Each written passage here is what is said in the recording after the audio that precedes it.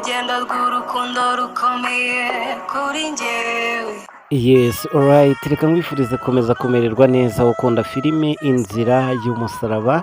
Reka nizere ko episode ya 48 yagushimishije, utegereje kureba episode ya 49 ku munsi w'ejo, ari nayo episode izafungura iki cyumweru cyangwa se izafunga kino cyumweru twari turimo. Hanyuma turi kumwe n'abantu bari kugufasha kuzamura impano yawe yo gukina filime. Wanditse kuri 0790266580 baragufasha kuzamura impano yawe. Nkwibutse ko filime ukinamo cyangwa se iyo bazamuriramo impano ntabwo ari filime Inzira y'Umusaraba. Twe ntabwo turi ba nyiri filime Inzira y'Umusaraba, ariko tuzamura impano zanyu. Umuntu washobora gukina nk'ibyo Isimbi akina ndetse no kwambara nk'ibyo yambara, aba ari we wandika. Twihuse cyane, filime Inzira y'Umusaraba hano iribagiza yakiriye amagambo mabi cyangwa se yakiriye inkuru mbi mu matwi yiwe. Ni inkuru yamubabaje. Mushiki wa Cyusa yasanze bari mu kiganiro bameze neza, arababwira ati Cyusa ari kumwe na Isimbi ariko niba ari kumwe mu buryo bwiza.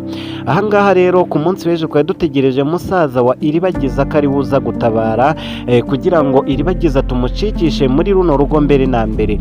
None uyu munsi ndi kubona Iribagiza najya mu rugo iwabo wa Cyusa bazaba babaye abakobwa babiri bari mu rugo rumwe, ndetse kandi baraturutse no mu rundi rugo rumwe. Murumva ko filime izaba igiye yaryoha, ariko urumva hashobora kuzavamo ubugome butandukanye bitewe n'uko Cyusa akunda Iribagiza cyane kandi Simbi nawe akaba akunda Cyusa cyane adashaka kuhava.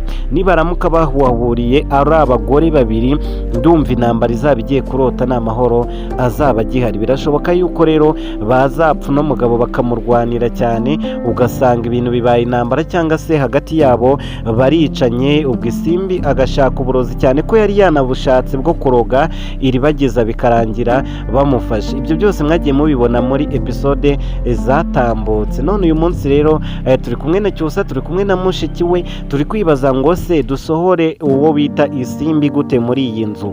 Aka kanya Cyusa ndetse na mushiki we bari kukumva wowe uri kureba kino kiganiro. Twagikoze turi kumwe kugira ngo dukurikize ibitekerezo byanyu. Andika none ahangaha tugusubize. Iribagiza ari mu gahinda kanini cyane. Reba amarira yahise agira ndetse no gucika intege acyumva yuko umwanzi we cyangwa se Isimbi ari kumwe n'umugabo we, kandi by'umwihariko ari we yifuza kubana nawe mu buzima bwe bwa buri munsi. Iribagiza hano yahise yumva ko bimurangiriyeho, yumva yuko kuzaba umugore wa Cyusa birangiye bitazongera kubaho. Nibwo yicwaga n'agahinda. Bano bana bakomeza kumuhumuriza, yaba mushiki wa Cyusa ndetse n'uyu mukobwa wundi. Tunashimira uburyo bakomeza kwitwara. Iki kiganiro rero nacyo cyashimishije abantu muri episode ya 48, aho Cyusa yari kubwira uyu mukobwa Isimbi amubwira ati se inda uri kundataho cyangwa se uwo mwana uri kumbwira ngo niteho ni uwuhe ko nawe ndi kubona? Bagabo rero namwe bagore cyane cyane abatwite, ibyo Isimbi yavugaga nibyo, ariko tugendeye nyine kuri filime byo ntago ari byo nyine. Niyo mpamvu yamukotoje kugira ngo ibintu biryohe cyangwa se filime irusheho kuryoha. Bafana bacu rero ndi kubaza noneho, mwatugiriye inama y'icyo twakora kugira ngo dutabare Isimbi. Mutubwira yuko tugomba kuzana uwo bita musaza wa Iribagiza akaza kuba ari we utabara, kubera ko Cyusa bisa nkaho bimugora. Buriya Cyusa agira ubwoba, sinzi nimba ariko nabivuga, ariko mujya mubibona yageze kwa Rugema, Rugema aramukangamira akamutura umujinya, ndetse Cyusa agasohoka nta kintu akoze, nyine akabura icyo akora. Rero ariko umupolisi naza ntago uyu Rugema azabasha gukanga uwo mupolisi ngo atubuze gukora intego yanyu. Niyo mpamvu rero abahisemo hafi ya bose bahisemo ko musaza wa Cyusa ari we waza gutabara Iribagiza. Gusa mwibutse ko na Cyusa afite gahunda nziza yo gucikisha Iribagiza mu gihe cyose musaza we yaba ataraza ngo amucikishe. Cyusa nawe ariteguye, ubwo uzaboneka mbere cyangwa se uzagira icyo akora mbere niwe tuzashimira. Ariko by'umwihariko byaba byiza Cyusa ari we umucikanye, kubera ko ari we umukunda akaba anamukoreye igikorwa cy'indashyikirwa. Ariko tukibaza ngo ese namara kumucikana akamuzana muri ruriya rugo ntago hazavuka intambara zidasanzwe?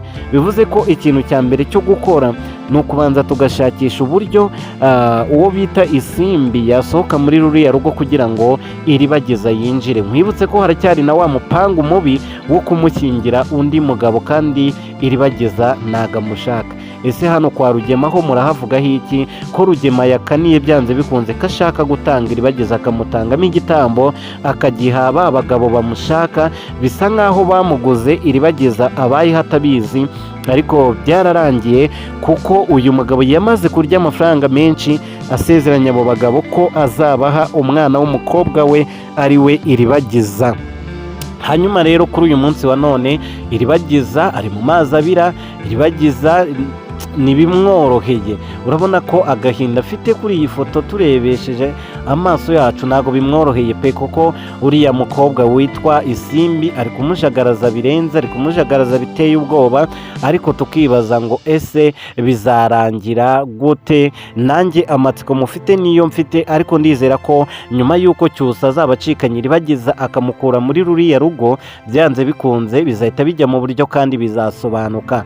Cyusa yari yazanye akamoto ke, twari kubishima yahita amutereka kuri kano kamoto agahita amujyana iwabo, ariko wibuke ko hahita havuka intambara. Niyo mpamvu abambere ndi kubona mwatangiye kwandika ibitekerezo, nawe wandika wewe uri kumva kino kiganiro utubwire uburyo twakoresha kugira ngo dusohore uwo bita Isimbi muri runo rugo, tumukure iruhande rwa sheri wa Iribagiza. Nimba namwe kuko mutabishyigikiye mumfashe mutugire inama. Fabiola ndetse na Rugema nabo hano basubiranyemo. Fabiola abeshya ko ari Mukanambara watumye Fabiola ajyana Isimbi hariya, ariko twe twarabyiboneye. Sinzi nimba Mukanambara nabizi, uretse ko atigeze agaragara muri iyi episode y'uyu munsi, ariko byanze bikunze ababigambanye twebwe turabazi.